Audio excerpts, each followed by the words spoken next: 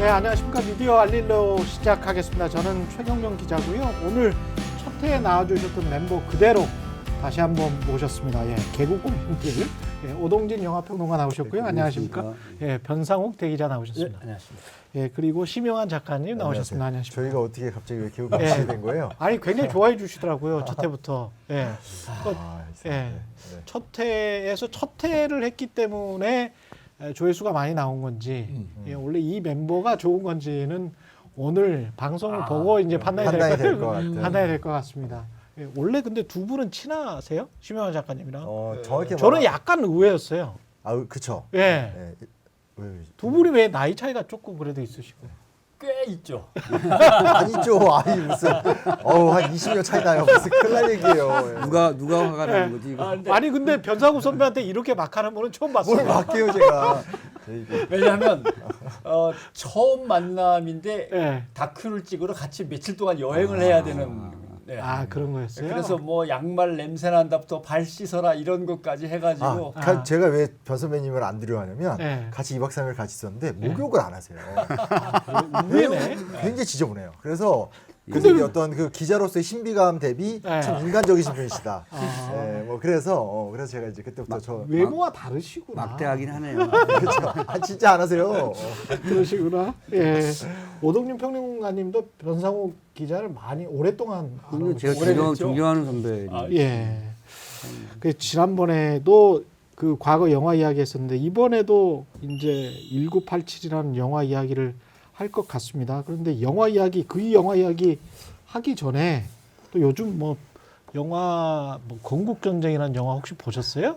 전 봤습니다. 봤어요? 아, 오. 역시 네. 저는 어쩔 수 없이 뭐 역사가로서 보신 거예요? 아니 그게 아니라 좀 보고 예. 좀 이렇게 글 좀 써달라고 강제 요청이 와가지고 검사해서 갔는데 충격적이었어요. 예. 그러니까 영화 저는 사실 이제 그냥 동네 영화관에서 봤거든요. 그러면 보통 동네 영화관에서 저런 영화는 한적하잖아요. 그러니까 저는 이제 와이프랑 둘이서 보려고 갔더니 영화관이 꽉 차 있고요. 진짜? 네, 그리고 진짜 그렇게 그 흰머리 어르신들이 쫙 있고 영화 중반을 지나면서 훌쩍거리는 소리가 들려요.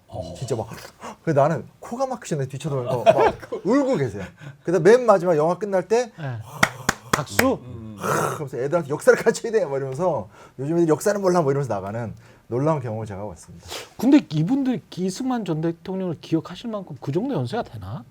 안 되죠. 전혀 안 되죠. 안 될 것 같은데.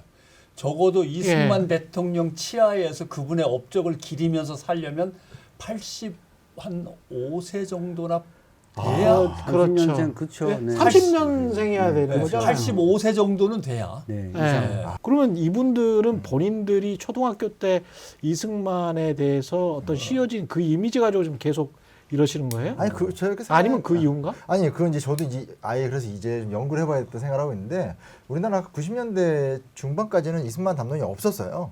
그러니까 뒤늦게 나와서 최근에 활용되고 있는 거고. 예를 들면 제가 산후조리원에서 이승만 대통령의 하야를 뉴스로 보면서 했던 나이니까. 진짜? 정말하고 있어요 진짜. 말도 안 되는 소리 하고 있어요. 그러니까 제가 2살인가 3살 때니까. 본인이 출산하고 계셨다고요? 출산되고 계셨다고요? 깜짝 놀랐네요 진짜. 그러니까 적어도 그때 이승만 대통령에 대한 뭔가 사회적 역사적 인식을 제대로 하려면 한 20살 15살 20살은 돼야 될 거 아니야. 그렇죠. 그러니까 80을 훌쩍 넘겨야만 이승만 대통령에 대한 향수가 있는 거니까. 46년생, 50년생 감독분들이 정지영 감독, 이장원 감독 이런 분이시거든요. 이장원 감독이 이승만 영화를 만들려고 하시니까 그때도 감성적으로만 접근하는 거지. 그렇죠. 그렇죠. 정확하게 자기의 인생으로 기억하는 분은 이게 아니죠. 다 팩트예요? 뭐 어떻습니까? 다큐멘터리라며. 어떻게? 정말. 예. 정말 이거 정말. 영화는요. 예. 이런 다큐멘터리는 몇 가지 구성 요건이 있어야 됩니다. 일단 서사가 좋아야 되고요. 서사. 인물의 서사가 있어야 되거든요. 근데 노무현입니다는 노무현 대통령 서사가 있잖아요. 길이 김대중도 그랬어요. 그렇죠. 그러니까 서사가 있어. 인물에 대한 서사가 있어야 되고 진심이 있어야 되고요. 진심은 넘치던데. 진심으로 꽉 채워진 아니, 영화예요. 투지가 넘치 투지가. 아유 왜 그러세요? 그것도 입장 다르다고 그러시면 안 되지. 그죠? 근데 이게 뭐냐면 두 가지 특징이 있습니다. 하나는 정말 아주 작정한 정치 선전물이다. 왜냐면 영화 딱 중반부에 한동훈 그 비대위원장이 나와요. 나와서 영화에? 영화 중간에 그저 그때 인터뷰하고 나오실 때 이렇게 다큐니까 자료 화면 집어넣고 하면 할 수는 있고. 근데 아주 최근 영상이 나오면서 이승만의 농지개혁을 한동훈이 이렇게 칭찬하는 장면이 나오고요. 맨 마지막 장면 이제 크레딧 올라가는 그러니까 크레딧 직전 상황에서 끝날 때 뭐라고 나오냐면 건국 1세대에게 뭐 이 영화를 바칩니다 이렇게 올라가요. 그 단어를 보면서 어르신들이 이제 냉정히 말하면 건국 1세대 아닌데 나 건국 1세대야 이러면서 그래서 눈물이 나오고 자기를 동일시하면서. 동일시하면서 아니 난 제작자가 인터뷰에 직접 나오는 다큐는 처음 봤어요. 그렇죠. 헌법적으로 두 가지 문제가 있는 것 같아요. 네. 첫째, 헌법 전문에는 4.19. 우리나라는 4.19 정신을 이어받는다 그랬는데 네. 4.19에 의해서 하야한 사람을 네. 저렇게 건국의 아버지로 계속 그다음에 더 벌스 오브 코리아 한국의 불법이지, 탄생이니까 불법. 그러니까 헌법을 무시한 어떤 그렇지, 그렇지. 논리 전개라고 하는 게 첫째 있고 두 번째 왜 건국이라는 단어가 저렇게 써야만 하는가 하면은 이승만이라고 하는 분은 임시 정부에서 대통령으로 선출이 됐단 말이에요. 초대 그렇죠. 대통령으로. 예. 근데 미국에게 위임 통치를 부탁하면서 나라를 미국에게 부탁한다. 우리를 통치해달라고 청원서를 꾸민 사건 때문에 탄핵을 다시 받아요. 그 대통령에서 쫓겨나. 위임 통치 청원 논쟁. 예. 와 대통령에서 2번 쫓겨나신 분이구나 이분이. 그러니까 근데 이제 많이 비판받는 임시 경험이 정부를 있어요. 예. 기점으로 삼으면 예. 임시 정부에서 쫓겨난 사람이 다음에 또 출마해갖고 탄핵받았다가 또 대통령이 또 된 거죠. 말이 이상하잖아 좀. 그렇지 이상하다. 그러니까 예. 건국절이라고 하는 것은 1948년부터를 대한민국 역사로 잡아야 그렇지. 초대 대통령으로서 의미가 있지. 그러네. 대통령하다. 야 있는 나라도 이완용은 팔아먹더니 너는 없는 나라도 팔아먹냐?라고 하면서 쫓겨난 사람이 다음에 다시 또 재기해가지고 또 대통령이 된다. 탄핵받은 사람이 또 대통령 된다. 전통적 주장이고요. 전통적 주장이고. 영화를 본 제 입장에서 말씀드리겠습니다. 예. 정말 저 영화 보고 충격받았는데 예. 요즘에 유행하는 그거 아세요? 이 소위 말하는 젊은 애들 사이에서 좀 극우적인 애들이 항상 얘기하는 게 다 때려치고 어찌 됐건 팩트는 이렇다. 이게 요즘 유행하는 거예요. 아. 그러니까 이제 다 워낙 때려치고 이게 팩트야. 네, 과거에는 맨 처음 막 국정에서 나오고 할 때 이게 너무 틀리니까 사람들이 오류가 엄청 많다고 비판을 받았잖아요. 예. 그러니까 최근에는 그렇게 하지 않고 어찌됐건 팩트야. 근데 이 영화가 그거에 거의 막 뭐죠 이렇게 집대성한 작품입니다. 어찌됐건 팩트야. 팩트는 그 부분별로는 다 맞아요. 다 맞아. 아. 근데 그 전체의 내용은 다 틀려요. 말할 수 없을 정도로 틀려요. 왜냐? 논리와 맥락을 다 무시하고 오직 건국 대통령을 찬양하기 위해서 팩트만 다 붙여놨기 전제가 때문에. 틀려서 그래요. 그러니까 예를 들면 이게 시간을 넓혔다 좁혔다 공간을 넓혔다 좁혔다 하는 게 어떤 거 잘 된 거는 대통령이 했다 그러고 못된 거는 그때 실무 책임자한테 떠넘기고 이런 식으로 아니 3.15는 이야기해요. 3.15요? 예, 부정선거는 부정선거 이야기해. 이 중에 본 게 저밖에 없는 거예요. 예. 첫 시작이 뭐냐면 예. 4.19 혁명은 잘못한 거다. 그러나 그거는 이승만의 잘못이 아니고 이승만은 고령이었고 아, 이기붕이 잘못한 거다? 이기붕과 자유당의 권력을 연장하기 위해서 했던 거다. 네. 그리고 거기에 정말 압권인 장면이 이승만 나와요. 대통령의 뭐가 엑스맨이라는 거죠, 엑스맨. 아니, 아. 정말 압권인 장면이 뭐냐면 예. 그 시위자들이 부상자들이 막 누워 있잖아요. 거기 가서 이승만 장군 이래 이승만 대통령이 막 울어요, 막 이러면서 그래서 그 이승만 대통령이 차라리 내가 총을 맞았어 했는데 이런 장면도 나오고요. 그러니까 나이가 많으면 눈물이 많아지더라고. 그래서 사실 그 300여 명의 정말 엄청난 사상자가 있었던 사건이 한순간에 이제 그건 각하의 뜻이 아니고 각하는 정말 그 희생자들을 이렇게 물었다 이런 식의 이미지 정치도 나오고요. 마지막 장면이 최고예요. 그 한국전쟁 끝난 다음에 그 미국 가서 미국에서 카퍼레이드 하는 장면. 아, 근데 한국 전쟁 때 도망친 거 그것도 나옵니까? 사람들한테 그건 있으라고. 그 거짓말이라고 하는 거죠, 이 다큐는. 이 다큐는 거짓말이다. 그래서 이제 런승만이나 한강 다리 폭파 같은 거에 대한 반론을 제기를 막 하죠. 그런 거 그 중간에 좀 나와요. 기록물에 그런 게 없다. 근데 이제 그렇구나. 말씀드리고 싶은 거 혹시나 어제 제가 민주당에서 이렇게 발표하는 거 봤는데 다 영화 안 보고 발표하셨더라는데 정말 그 관심 있으시면 꼭 참고 한번 보시고 좀 논리적으로 얼만큼 이제 이 세력이 입장이 바뀌었고 새로운 방식으로 접근하는가에 맞춰서 지금 대응을 그렇죠. 했으면 좋겠다는 말씀드리고 예. 싶습니다. 우리가 뭐 역사 이야기도 역사 이야기지만 언론 이야기를 해야 되니까 언론과 또 매칭이 되는 게 1987 영화였는데 예. 거기에서 언론 이야기도 많이 나오고 대역들도 뭐 화려하네요. 하정우, 김윤식, 설경구, 김태리, 강동원도 그때 나왔었구나. 이한열 여사가 강동원이었어요. 맞다. 예. 그거는 이제 강동원. 영화 네. 제작할 때는 그 비밀이었어요. 그러니까 기자들도 아무도 모르고 강동원이 강동원이 나온다는 걸 몰랐어요. 네. 그래서 이제 처음 시사를 할 때 강동원이 중간에 이제 이렇게 마스크를 내리잖아요. 맞아. 기자들 시사에서 비명이 나오고 저도 놀랐으니까 강동원이야 이랬어요. 그 장준환 감독이 완전히 비밀로 감춰놨었거든요. 그게 아주 굉장히 효과를 발휘했었죠. 이한열이 강동원. 예. 당시에 지금 나오는 것 중에 언론과 관련해서 여러 가지 장면이 나오는데 보도지침 나온단 말이죠. 그렇죠. 보도지침 나오는데 보도지침이 쭉 나오고 까고 있네. 경찰이 고문해서 대학생을 죽였는데 X발 보도지침이 대수야. 앞뒤 재지 말고 들이박아라고 사회부장이 영화에서는 이야기를 한대요. 중앙일보는 신성호 기자가 검찰에서 그걸 흘려듣고 영화에 나오는 장면처럼 예. 이건 엄청난 특종이야. 어쩌면 일면에 실릴지도 몰라. 부푼 가슴을 안고. 근데 물고문이라고 또는 이런 얘기가 없었거든요. 그냥 조사를 받던 대학생의 어떤 변사 사건 내지는 쇼크사라고만 짧은 기사. 썼으니까 예. 이건 나갈 수는 있다고 본 거예요. 어느 정도는. 그래서 아마 일면으로 갈 수도 있지 않을까? 2단으로 조그만하게 난 거지. 2단으로. 그러니까 이제 선배가 위로를 하죠. 야, 워터게이트 사건도 일단 조그만한 기사로 다 시작이 된 거야. 동아일보가 동아일보는 좀 길게 하지 않았나요? 특종을 놓친 거예요. 근데 완전히 물먹었어. 사실은 동아일보의 기사가 진정한 의미의 특종이에요. 그렇죠. 박종철이라고 하는 인류학과 학생의 신분을 먼저 확인한 거죠. 중앙일보보다 좀 빨리. 근데 부검이까지 확인했죠. 그러니까 그건 그게 뒤에 결정적이에요. 계속 나오니까. 결정적이었건. 동아일보는 빨리 쫓아가서 이걸 만회해야 되는데 급해가지고 네. 보도 지침이 무슨 말이야 필요 없어 이런 말을 할 겨를이 없어서 그냥 빨리 따라가. 빨리 따라가. 중앙일보가 이미 네. 터뜨렸어. 우리는 저보다 더 큰 걸로 잡아야 돼. 윤상삼 기자만 화장실은 지가 오겠지. 맞아. 그래서 화장실에서 잠복 근무를 한 거예요. 기다린 거예요? 네, 그래서 그 영화의 장면 둘이 같이. 맞아, 맞아. 예. 아, 근데 맞다. 둘이 또 동갑이야 마침.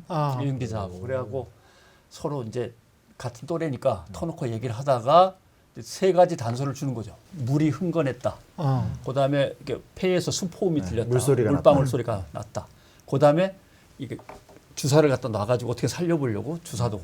중앙일보는 신성호 기자가 물어왔으니까 부장이 킬이냐 아니냐를 조금은 뭐 할 수도 있는 처지였는지 모르지만 동아일보는 이미 그때 하나 둘 셋 넷 윤 기자, 황 기자 또 해서 한 4명인가가 지시를 받고 뛰어서 모아 와가지고 짜깁기 해갖고서 이야기를 갖다 다시 재구성했단 말이죠. 조금씩 막 주워온 정보를 가지고 그러니까 이 킬이라든가 이런 거는 불가능했고 이미 취재 지시를 통해서 어떻게 보면 당시의 취재 경쟁이나 우연 속에서 이루어진 결과 이렇게 보시는 거예요? 네.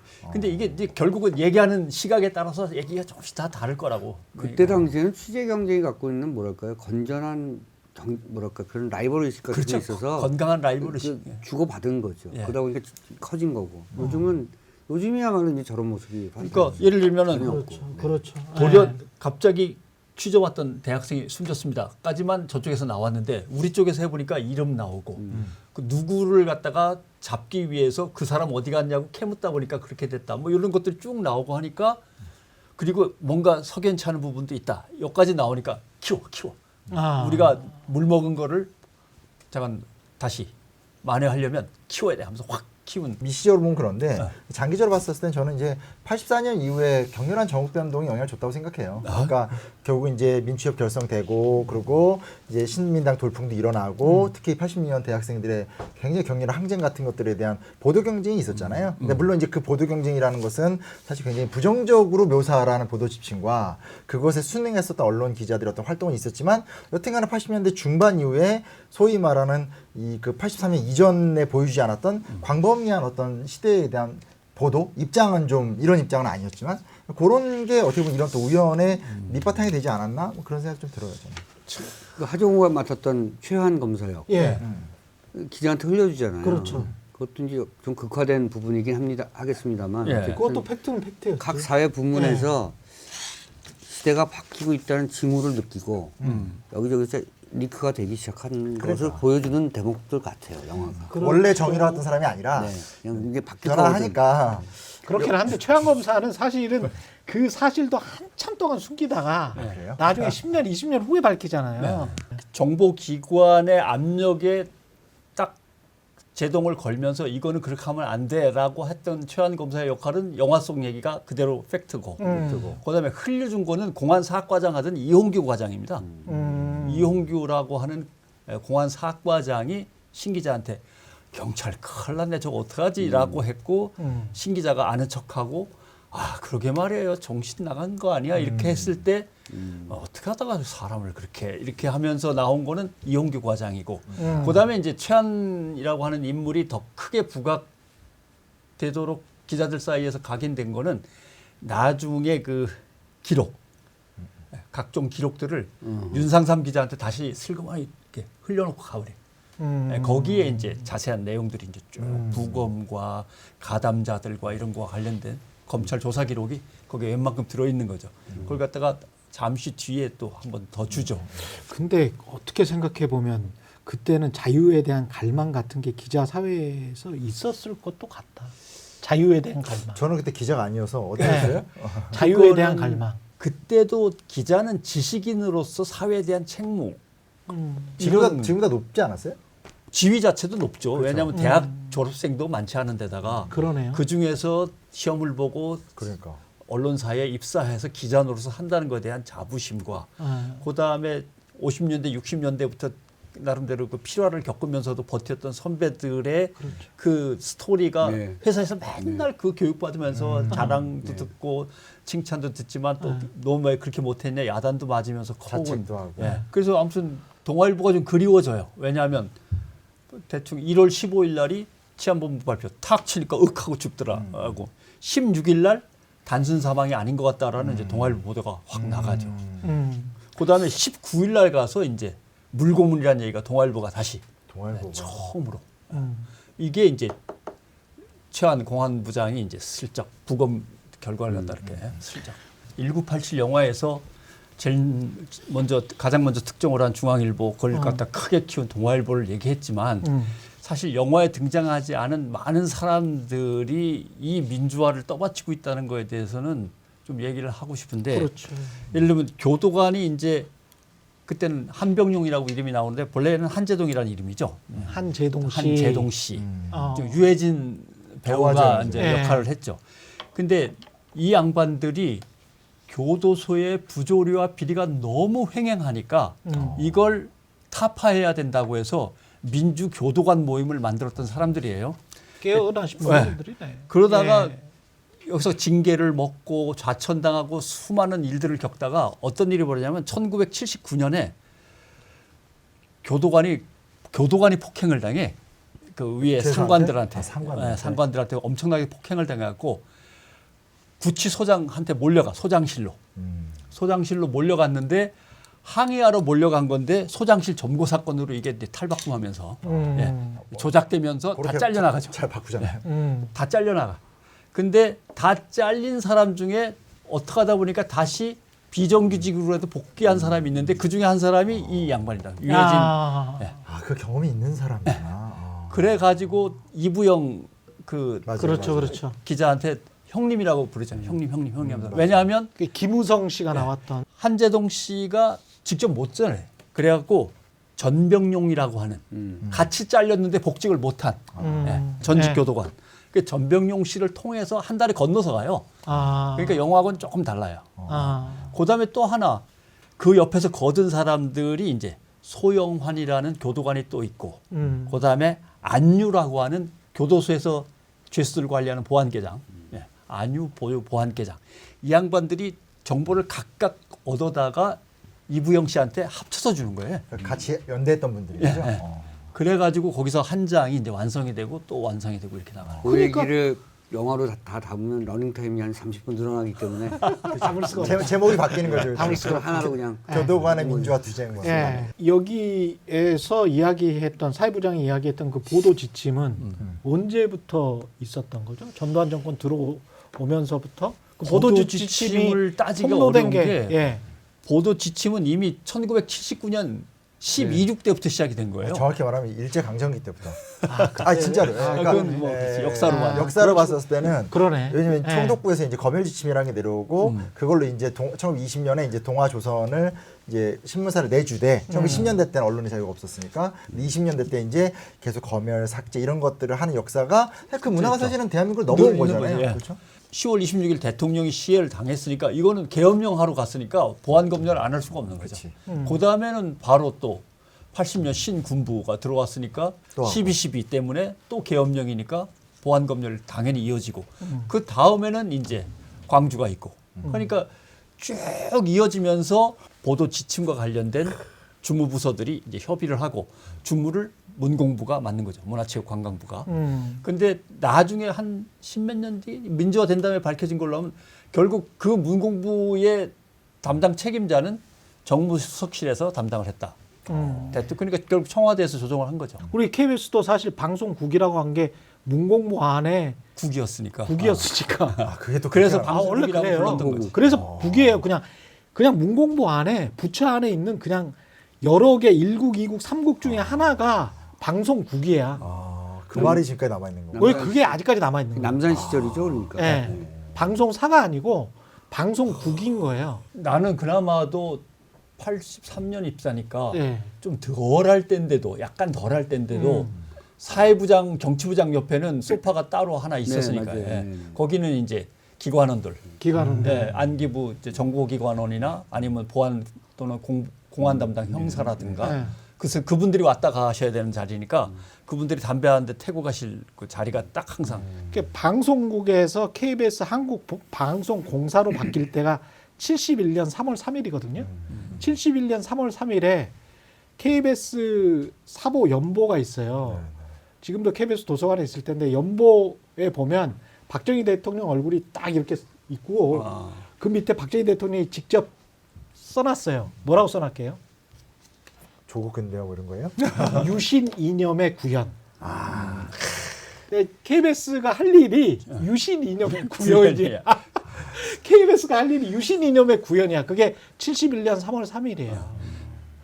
그럼 그때 유신을 준비했네. 유신을 준비한 거야. 그러니까 공사로 자율성을 준 게 아니고 방송국에서 직급 높여주면서 돈도 좀 많이 줄 테니까 지금부터 제대로 한번 해봐.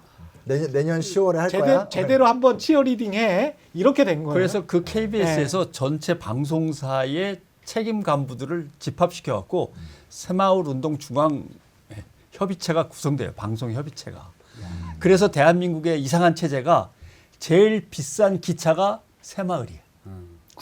그게 또 거기 그랬었구나. 연결되는 거예요? 고담이 무궁하고 고담이 통일이야. 담배도 새마을. 그러고 보니까 통일이 거꾸로 내려가지고. 거꾸로. 통일이 제일 큰 건데 제일 밑에 있고 실망스럽네. 고리가 무궁하고 새마을호가 제일 비싸고 저기 한. 이거 통일 주체 국민회의잖아요. 근데, 너무하네. 아까 그 보도 지침 이야기하다 말았는데 보도 지침을 폭로한 게 말지잖아요. 그렇죠, 그렇죠. 말지를 제가 대학 때까지만 해도 말지 끝물이었거든요. 왜냐하면 한겨레 네. 신문을 갖다 만들고 이제 다들 그래. 나가서 했으니까 이제 그래. 말지는 또 다른 역할을 그게 맡은 어떤 거지. 그 역할을 했습니까? 보도 지침이 큰 획을 그은 겁니까? 왜냐하면 이게 복잡한 얘기긴 한데 예. 언론과 사회가 단절돼 있는 거예요. 왜냐하면 언론에서 사회를 걱정하던 사람들은 이미 조선 투이, 동아 투이 사건으로 다 잘려 나가고 신문사들이 힘을 못 쓸 때고 방송사는 뭐 아직 자리를 제대로 못 잡았을 때고. 근데 방송사, 신문사에서 해직된 사람들이 86년에 민주언론운동 협의회라는 민언협을 만들어 버려요. 민원협을 만들 때의 꿈이 우리만의 신문을 가져보자라고 하는 거죠. 예. 민중신문, 민주신문을 꼭 만들자라고 하는데 그건 너무나 벅찬 작업이고 일단 잡지 정도는 만들 수 있지 않을까. 말지 창간호가 나왔는데 두 번째 나온 게 보도지침 특집호예요. 그게 이제 한국일보의 김주원 기자가 그렇죠. 1983년부터 86년까지 자기가 챙길 수 있는 모든 보도 지침 쪽지들을 다 챙겨가지고 폭로했죠. 네, 폭로했는데 이게 두 군데로 가요. 폭로를 민통년에 하나 주고 말지에 하나 준 거야. 그러면 어디에서 할 거냐 하다가 김태홍 선배가 당연히 민원연에서 해야지. 그래갖고 자기가 갖고 와버려. 우리가 하겠다고 때를 써가지고 그래가지고 말지 특집포로 이제 나가는 거죠. 그래갖고 이제 자기와 자기 부하들이 다 구속됐지. 근데 그런 이제 그 고문도 당하고 김태형 선배도 다 그렇고 구속당하고 고문당하고 김준 선배도 다 고문당하고 그래서 굉장히 징역 지금도 2년 1년 몸이 매겨로. 불편하시고 그러거든요. 그 후에 미친 파장을 생각하면 왜 언론인들이 저항하는 게 의미가 있느냐 하면은 첫째, 국민들은 언론이 제대로 보도를 안 하고 있다고 해서 언론에 불만을 가졌는데 보도 지침이라는 게 폭로가 되니까 모든 언론사가 거의 소나기 속에서 헤어나오질 못하고 있었다니까 결국 우리는 정부에 의해서 속박당하고 있었다라고 하는 의식으로 커나간 거죠. 네. 저 언론사 왜 이렇게 제대로 진실을 안 전해서 우리 모두가 속고 있었고 조작당하고 있었고 통제당하고 있었다는 걸로 의식이 바뀌어버리고 또 하나 이제 보도지침 사건에서 제일 눈에 띄는 것은 제야하고 언론이 처음으로 만나요. 천주교 정의구현 사재단, KNCC 인권위원회 거기다가 옛날에 있었던 자유실천 문인협회 뭐 이런 것들 그다음에 각종 민추협, 민주화 추진협의회 이런 제야단체들이 보도지침 사건 피해자들 그러니까 구속된 당사자들한테 인권운동 또는 법률 구조운동 차원에서 뛰어들면서 거기서 다 이제 하나로 묶이죠. 그러면서 나중에 KBS 시청 거부 운동이 여기서 이제 확 또 불이 붙어 이러면서 이제 민주화로 가는 거죠. 그때 제가 딴지 거는 거는 아닌데 그 생각을 해보면 그럴 때마다 속고 있었다 한 번 느꼈어.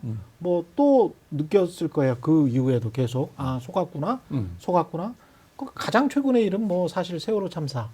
예, 그때 기자들도 울고 뭐 다시는 안 이러겠습니다 이런 이야기 했었거든요.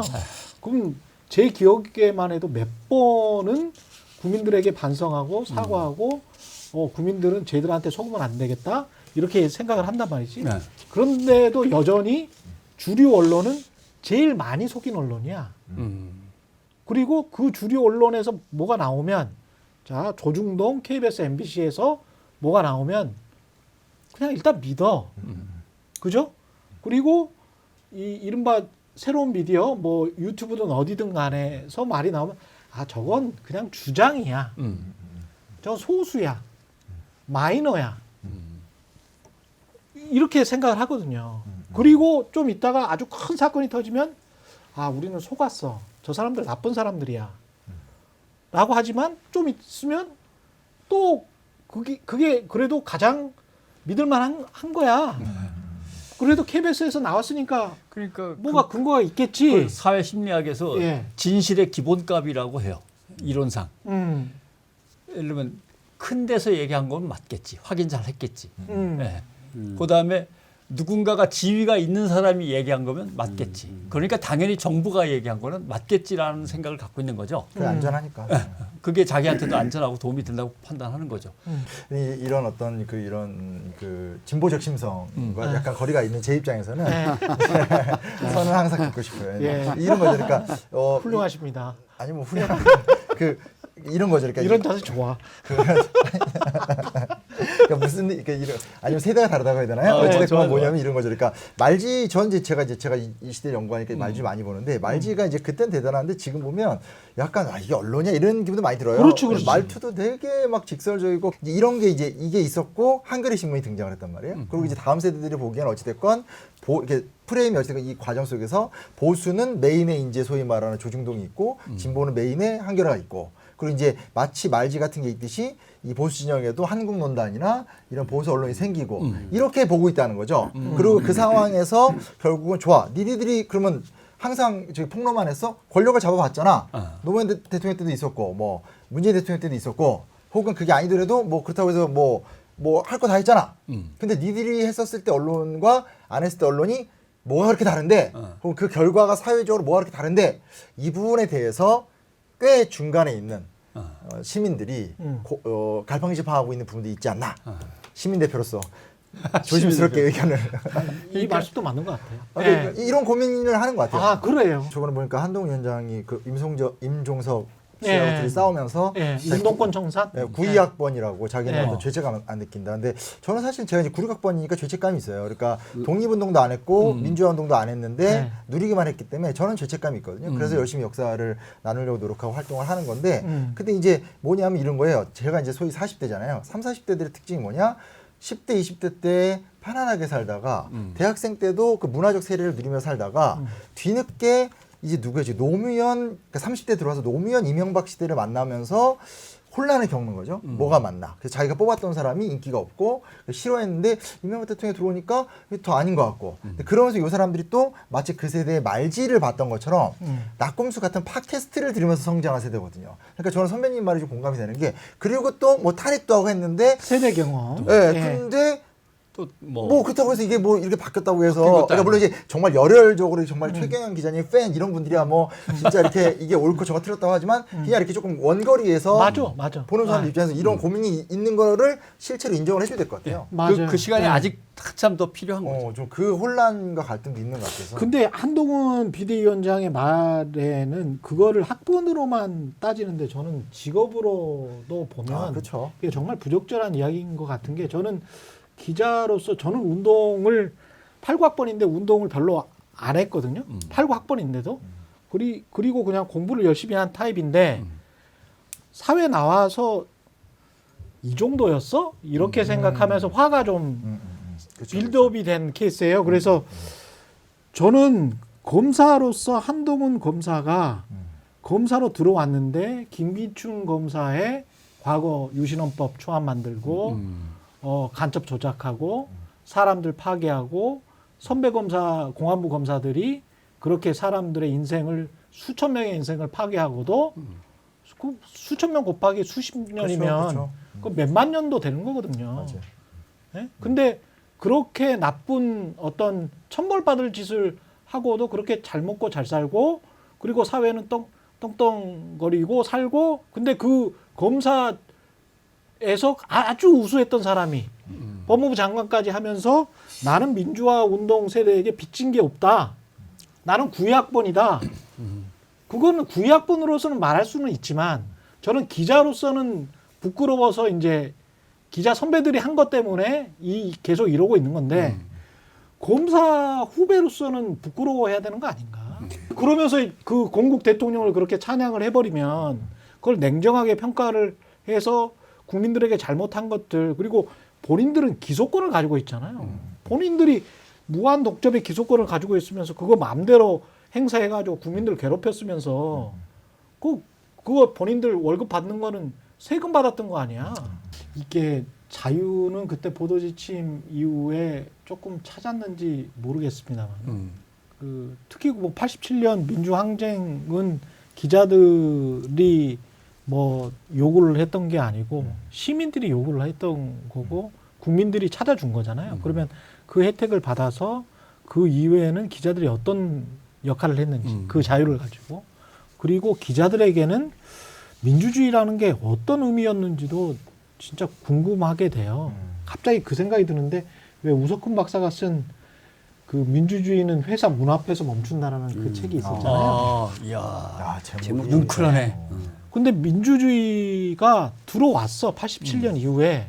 그래서 언론은 어떤 기여를 했는데 그 시민들이 그렇게 그리고 586 세대들이 그렇게 넥타이 부대까지 해서 그렇게 찾아준 그 민주주의에 관해서 어떤 기여를 했고 지금 어떻게 망쳐버리고 있는데 이렇게 이제 시민들이 물어보는 거잖아요.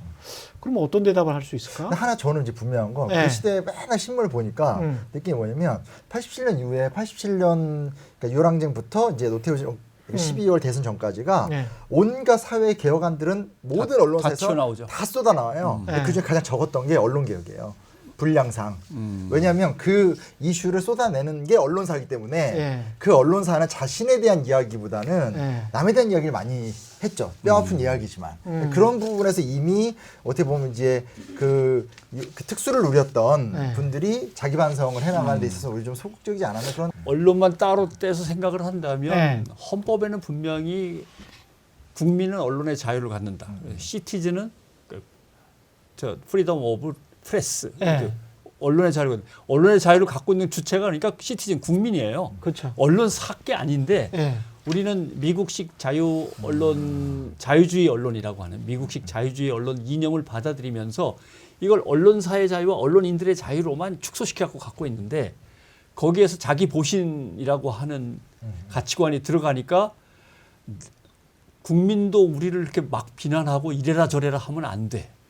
당연히 정부도 안 되지만 이러면서 빠져나가 갖고 자기만의 철학 갖고 대드는 게 아니고 자기 보신을 생각하면서 임하는 거죠. 그러니까 여기서 이제 지금 우리의 언론은 6월 민주항쟁이고 뭐 어떻게 발전해 온 거야라는 이제 의문을 갖다 아니 갖게 되는 거죠. 저는 가장 뼈 아픈 게 이번에 KBS 그 조그만한 백과 관련된 건데 박장범 9시 뉴스 앵커는 조그만한 백, 파우치 이렇게 이야기를 했잖아요. 맞아요. 그러면서 이제 KBS의 얼굴 자체가 그냥 확 무너져 버린 꼴인데 그러니까 결국 정치를 하는 사람들도 언론을 상대할 때 언론사와 언론인을 상대한다고 생각하지 그 뒤에 주체가 국민을 상대하는 거라고는 생각을 안 하는 거예요. 그러니까 예산을 다 빼앗을 테니까 TBS는 좀 지워버릴 테니까 사라져 줄래? 라든가 KBS는 말을 듣는 건지 안 듣는 건지 정체가 불분명하니까 일단 수신료를 분리징수하고 분리징수 할까 하는데 어떻게 생각해? 이렇게 들어가고 MBC는 이것저것 안 될 것 같으니까 아예 그냥 좌파 용공으로 딱지를 갖다 붙이고 모든 사람들로부터 악마화 되도록 이렇게 만들어버리고. 아니 이게 너무 동물의 세계 같지 않아요? 아니 문명 정글의 법칙. 예, 정글의 문명 사회라기보다는 이게 동굴의 선배님 말씀 들어보면 네. 고도의 정치수를 부리는 사람이 있는 것 같아요. 그 분리하고 그럼요, 딱지 그럼요. 붙이고 이런 것도. 그러니까 근데 그냥 만만한 사람은 아닌 것 같아요. 윤석열 정부에서 윤석열 대통령이 뭐 정말 아무것도 모를 거라고 생각하는데 그런 점에서는 상당히 많이 알고 전술 전략적으로 검사 시절에 갈고 닦은 게 있어갖고 그런 쪽으로는 충분히 논의도 하면서 전략도 짜면서 접근하는 거는 분명한 것 같아요. 근데 그 키를 누가 쥐고 있느냐는 아직도 의문이에요. 도대체 그 키를 누가 쥐고 있어요? 비서실장은 아닌 것 같고. 아니 이렇게 나오는데 이렇게 좀 뻔뻔하게 나오는데 권력과 언론 이른바 메이저 언론사들이 뻔뻔하게 나오는데 어떻게 해야 되지? 이번에도 뭐 당신들 반성해라 성찰해라 나중에 가면 큰 코 다친다. 큰 코 많이 다쳤고 세월호 참사 때도 막 울면서 사과하고 그랬었거든요. 그렇죠. 이제 아까 보도지침 얘기가 나왔으니까 보도지침을 되게 이제 학술적으로는 한 세 부분으로 나눠요. 하나는 이제 내용 통제, 예. 불가해, 절대 불가해. 이거는 오히려 키워 이렇게 내용을 통제하는 게 있고, 그다음에 형식 통제. 어디쯤에다 자리를 잡아서 잘 보이게 해. 어디쯤에다 밀어넣어서 잘 안 보이게 해. 못 나가게 할 수는 없지만 잘 안 보이는 데다 내. 이렇게 위치 통제라든가. 이건 이제 형식 통제죠. 그다음에 이제 언어 통제인데 언어 통제는 이 단어는 쓰면 안 돼. 이게 파우치는 쓰면 안 돼라든가 또는 디올을 쓰면 안 돼. 뭐 이런 식의 통제죠. 그래서 특정 언어는 써도 돼. 특정 언어는 절대 안 돼. 뭐 이런 식의 이제 통제인데 이게 1983년, 85년, 86년 얘기인데 지금 2024년에 와갖고 어떤 단어는 삼가 쓰기가 좀 저하고 뭐 송구스럽고 외람되고 이게 다시 재현된다는 거 하는 것은 언론으로서는 완전히 반동을 통해서 퇴보한 거죠. 지금 동아일보는 사실 계속 디올백이라고 쓰고 있거든요. 동아일보는 계속 디올백이라고 써요. 대놓고 영화의 자유부장처럼 들이박는 거죠. 예, 지금 명품백이라고 대부분이 쓰고 있는데 그걸 조그마한 파우치라고 했다는 거는 그건 진짜 용납이 안 되는 거지. 이건 말이 안 되는 거지. 주류 언론사를 차려야 되지 않나? 그렇죠. 이른바 진보 진영이 그러니까 뭐 정권이 바뀌든 안 바뀌든 항상 마찬가지니까 맞아요. 항상 마이너의 입장에 있는 진보 진영의 언론인들이 주류 언론사를 차리는 게 뭐 그게 이제 한겨레 신문이 과거에 시도했던 80년대 시도했던 신문사라면 지금은 좀 그럴듯한 제대로 된 방송사를 하나 차리는 게 맞지 않나. 그러니까 저도 그게 공감이 되는 게 네. 이게 죽이 되든 밥이 되든 어찌됐건 이 사회의 변화와 열망을 바라는 마음은 누구에게나 있단 말이에요. 그렇지. 그거를 죽이 되든 밥이 되든 끌고 끌고 가야 될 게 예. 과거에는 뭐 김대중, 노무현 이렇게 인물 중심적 구현이 그러면 안 됐는데 돼. 지금은 안 된다고 우리가 다 알고 있잖아요. 그건 안 돼. 그랬을 때 네. 언론으로 좁힌다면 네. 어떤 그런 언론사라는 틀거리가 확실히 있어서 네. 거기서 뭔가 계속 빌드업이 돼서 사라질 건 사라지고 쌓일 건 쌓이고 하는 어떤 그런 공공적 차원이 만들어지는 게 좀 중요한 것 같아요. 그러니까 어. 결국 공감이 된다는 거죠. 예. 공공 담론 또는 공공성을 위한 합의 같은 것도 이루어지는 작업이 언론이 했어야 될 작업인데 맞아요. 자유롭게 언론을 풀어주면 노무현 전 대통령이 당했던 것처럼 정파적 목적으로 대통령을 갖다 깎아내리고 뒤집어 씌우고 탄핵으로 몰고 가고 그건 뭐 나중에 문재인 정부도 마찬가지고 그러나 또 나름대로 이명박 박근혜 때도 진보 진영 언론에서 보면은 조그마한 잘못도 더 세게 야단친다든가 그렇죠. 우리 진영이 아니니까 이런 일이 벌어지면서 공공 담론의 신뢰라든가 이런 것들이 그러니까. 이제 국민들로서는 받아들이기가 어려운 거예요. 맞습니다. 네. 맞습니다. 예. 그러니까 어려우니까 더 유튜브를 보게 되고. 디지털 시대에 유튜브로 가는 거지. 언론사를 만들고 방송사를 만드는 것 자체 어쩌면 너무 고전적일 수도 있고요. 어, 제가 봤을 때. 맞아요. 그럴 수도 있죠. 언론의 형태를 어떻게 개별화시키고 그래서 공유화시키고 묶어내는 작업이 사실은 그 시스템이 더 중요하겠죠. 그런 것들을 개발해야 되는 것 같은데 말씀하신 것처럼 새로운 언론사를 만든 경험도 저희가 있었고 한겨레를 만들었었고 실패했었고 그러면 이제 우리 김용환 씨 얘기처럼 도대체 뭘 했냐. 하여튼 그 사람이 그 사람이고 그놈이 그놈인데 이런 얘기가 나올 거고. 제 말을 굉장히 과격하시죠. 그러니까 언론의 형태를 새로운 형태로 개발하는 것이 필요한 것 같아요. 제가 봤을 때. 아니 저는 이게 운동권 청산론이라는 이 프레임도 이걸 그대로 받아 쓴단 말이죠. 제가 지금 많은 시사 프로를 하는데 시사 프로를 할 때마다 들어오는 원고마다 그냥 운동권 청산론을 그대로 이야기를 해요. 근데 너무 빤히 보이거든요. 너무 빤히 보이는 프레임인데 그때도 2020 총선 때도 동아일보도 조선일보도 총선은 정권 심판의 총선이야. 정권을 평가하는 총선인 거지. 늘 그랬어. 라고 이야기를 했거든요. 그래서 정권 심판론이 모든 언론의 대세였단 말이지. 아무리 지지율이 좋았다고 하더라도. 지금은 그때는 말도 안 되는 지지율이었거든요. 지금과 비교를 해보면. 네. 그리고 오히려 집권 여당이 한 10%포인트 더 높아. 맞아요. 지지율이. 그런 상황이었는데도 정권 심판론이 자연스럽게 받아들여졌다는 거지. 근데 지금은 운동권 청산론을 한 7개, 8개 메이저 업체에서 쫙 이야기를 해버리니까 운동권 청산론이 자연스럽게 받아들여진다는 거야. 당연한 것처럼. 당연한 것처럼. 그 586이라는 말 자체를 부정적인 뉘앙스로 쓰기 시작한 게 제 기억에는 이제 중앙일보를 필두로 해서 막 그랬는데 그것도 한 10년 됐어요. 옛날 얘기. 예. 586 나가야 된다. 지금은 그냥 이렇게 예. 이렇게 하다가 눈앞에 뭐 5년 10년이 아니고 예. 한두 달 사이에 이거 어때? 해서 언론에서 만들어서 쫙 돌리면 그 갑자기 이슈가 돼버리는 정도로 혼란스러워진 것 같아요. 확 돌려버리는. 언론사가 예를 들면 한 7,000개 된단 말이에요. 어떤 뉴스와 정보를 생산하는 7,000개 중에서 사실은 기자 한 명이나 또는 한 3명, 5명 정도 두고 주로 어디 예산 있는데 찾아다니면서 광고 물어오고 해서 버티려고 하는 그런 언론사들과 그냥 뭔지는 모르지만 적당히 모양새를 갖추고 기사는 뭐 바로바로 그냥 인터넷 검색하면 바로바로 뜨니까 그런 걸로 채워넣으면 되니까 해서 실제로 취재해서 입장을 가지고 쓰는 언론사는 결국 몇 개 안 되는 거죠. 그러니까 그 언론사들만 꽉 쥐고 있으면 나머지는 큰 언론사 100개 쓰는 언론사들만 쫙 뒤에 대기하고 있으니까 언론 통제가 쉬운 것 같아요. 오히려. 그리고 그 몇 개의 언론사는 이해관계에서 일치하고 있어. 그러니까 예전보다 훨씬 더 쉬운 그런 상황인 것 같아요. 바보들 행진인가? 그냥 보도 지침이 문제가 아니라 보도 윤리가 문제인 것 같아요. 윤리. 그러니까 너무 이게 이렇게 되니까 고답적인 결론을 가지만 지켜야 될 걸 안 지키잖아요. 이렇게 걸러야 될 걸 안 걸르고 무조건 편의에 따라서 활용되고 그래서 점점 자극적이 되고 이거는 너무 그러니까 예를 문제가 있는 거 들면 아니에요? 실제로 전문 직업인이면은 자율 심의와 자율 규제가 가능한 조직이어야 되는데 변호사들은 그렇잖아요. 세무사도 그렇고 다 그렇단 말이에요. 기자는 그게 없거든요. 예. 기자는 그게 없으니까 그렇다고 언론에 대해서 뭔가 규제를 얘기하면 이건 언론 침해가 되니까 그러면 사실은 회사가 언론사가 해야 되는데 언론사나 협회 뭐 이쪽에서 해야 되는데 그 기능이 안 서 있어 갖고 언론이 사실은 제일 취약한 거죠. 윤리적으로. 읽을 거리를 줘야 되잖아요. 젊은 세대들에게 기사를 읽게끔 해줘야 되니까. 그래서 언제부턴가 기사를 재밌게 써 이렇게 얘기했거든요. 기사가 언제부턴가 재밌어지기만 한 거죠. 유의가 되기 시작하거나 그 뭐랄까 이렇게 가치가 줄어들고 놀이가 되거나 또는 그 상품이 되거나 이런 거죠. 그러니까 그런 것들이 윤리의 문제라기보다는 이거는 뭔가 이 가치 지향성의 문제가 달라진 거라고 생각해요.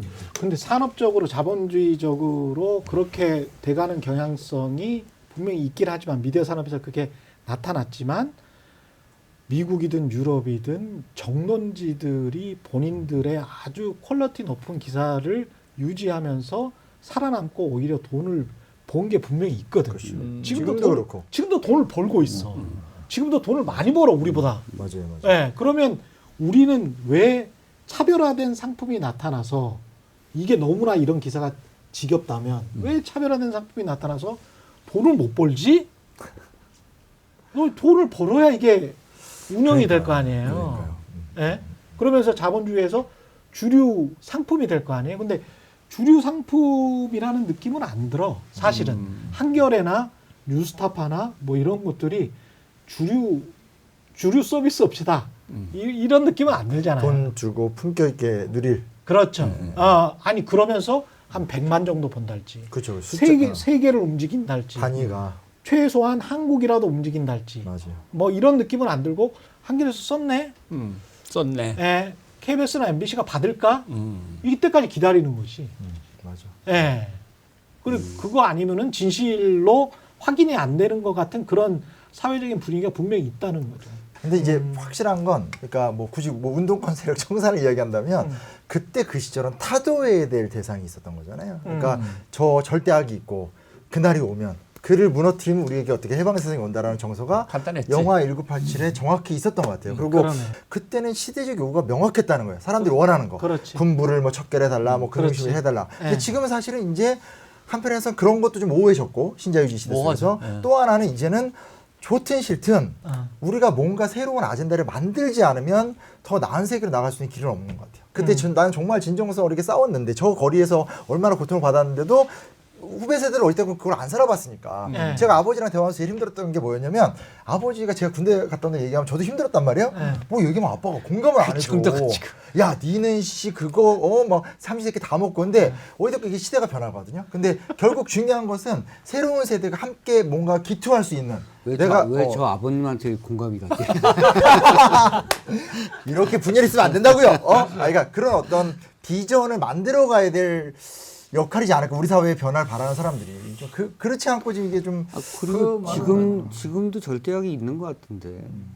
그러니까 없단 얘기는 아닌데 과거와 같이 명확하진 않잖아요.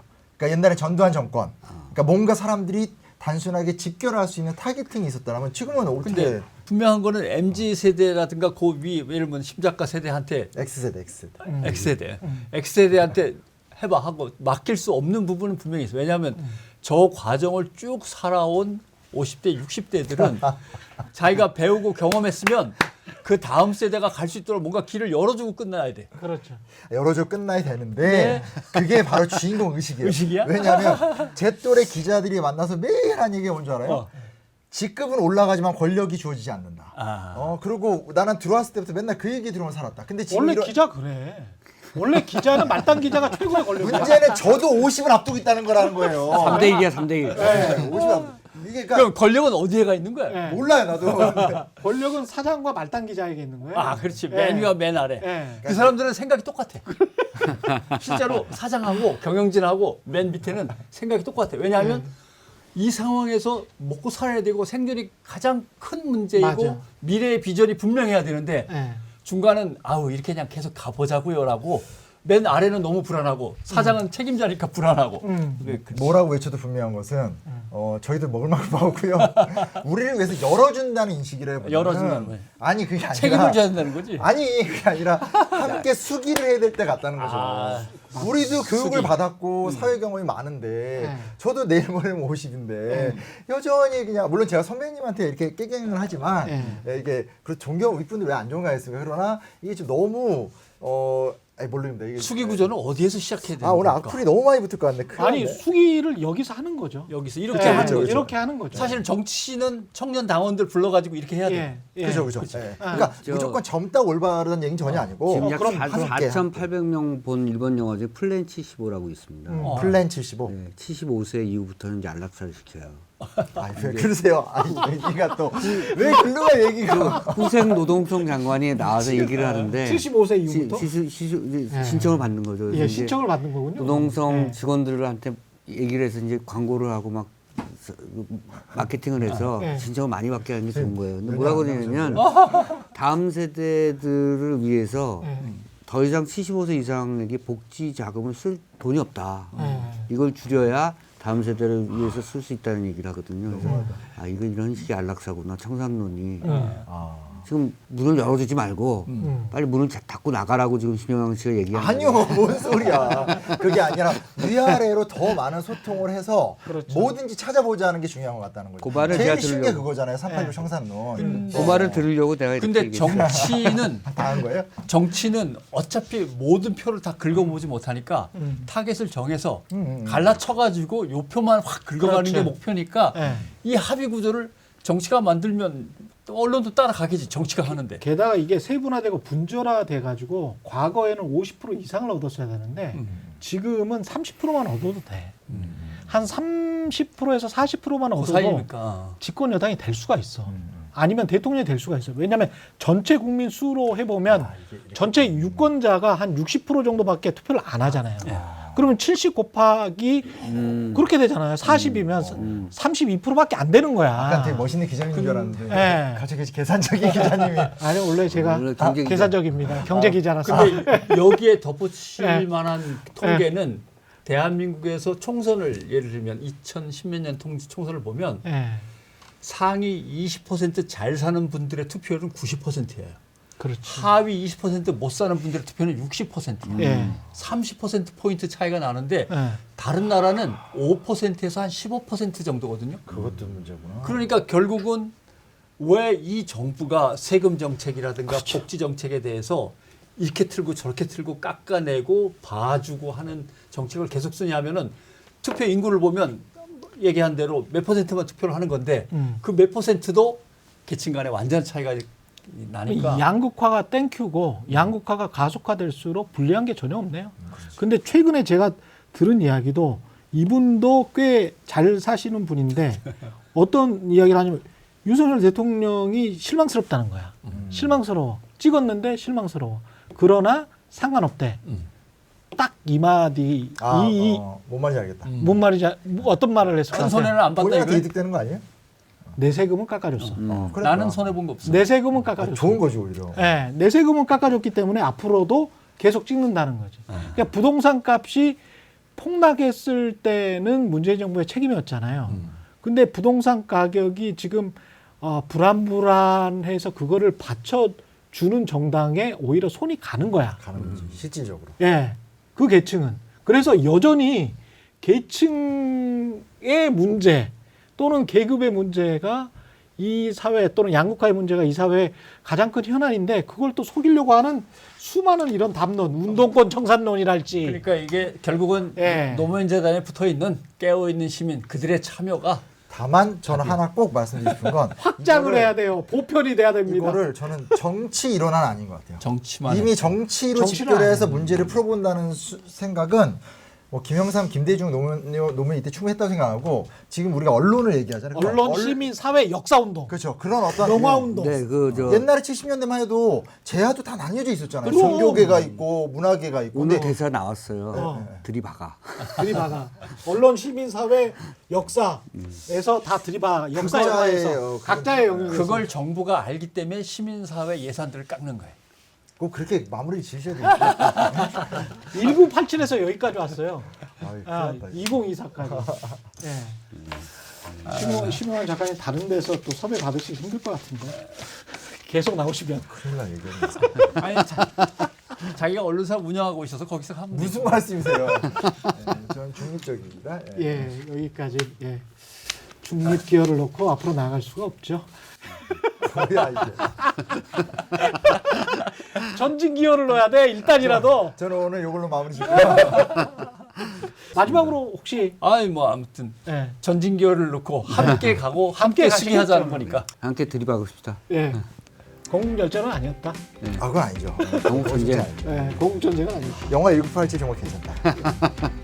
미디어 알릴레오 여기까지 하겠습니다. 예, 세 분 감사합니다. 고맙습니다. 고맙습니다.